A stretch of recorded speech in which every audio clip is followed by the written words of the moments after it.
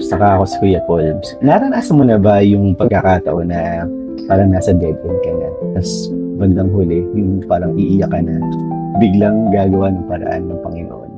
So ako na-experience ko nung kami ng mother ko, kasi ang kinabubuhay lang ng mama ko noon is patinda-tinda lang ng kung ano-ano, ng mga sari-sari store, yan, mga pabunot.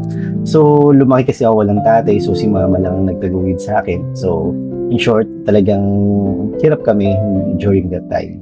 So, nung kinder ako, dati kasi wala pang moving up, so graduation ang tawag namin doon. So, graduation namin nung kinder, so lahat ng mga bata, lahat ng mga magulang na nandoon, syempre pag graduation, ang preparation yan, after ng graduation, iniisip nila saan sila kakain, saan mamamasyal. So kami, ang gusto lang namin, makauwi kami na maayos dahil wala nga pera si mama.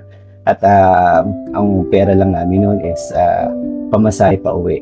So ngayon, naglalaro ako nung after ng graduation. Tapos lumapit ako kay mama. Sabi ko kay mama, Ma, gusto ko ng hotdog. So, syempre bilang nanay, hotdog na hindi mo pa maibigay sa anak mo, parang dinudurog naman yung puso niya. So, gano'n na nga, binili ako ni mama ng hotdog, pero after niya akong maibili, nag-pray siya. Sabi niya, Lord, ang pera ko na lang is pamasahe pa uwi. Pero binili ko yung anak ng hotdog kasi nagugutom siya. Pero Lord, alam ko, ikaw ang bahala sa amin. Ganun ang prayer niya sa Panginoon habang umiiyak siya. So alam mo, habang nagpe-pray siya, tapos after niya mag-pray, may lumapit sa kanya na hindi niya naman ka-close. Hindi niya rin masyadong kakilala. Siguro kakilala lang sa mukha. Lumapit sa kanya, sabi sa kanya, Evelyn ang pangalan ng mother ko. Evelyn, hindi ko alam kung bakit kita gustong bigyan itong pera na to, pero sa iyo na to. As umalis na yung babae.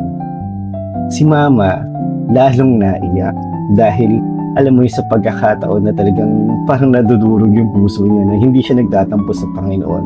But nalulungkot lang siya dahil graduation na anak mo, yun lang kaya mong ibigay, tapos naka-ready na kami na maglakad pa uwi. Tapos biglang kikilos ang Panginoon during that moment. So lalong napaiyak ang mama ko. So alam niyo, no, hindi ko alam kung ano yung pinagdadaanan mo, pero lagi mong paniniwalaan na ang Diyos ay buhay, ang Diyos ay nakikinig, at mahal ng mahal ka niya. At lalong-lalo na kapag ikaw ay mayroon kang relasyon sa Kanya.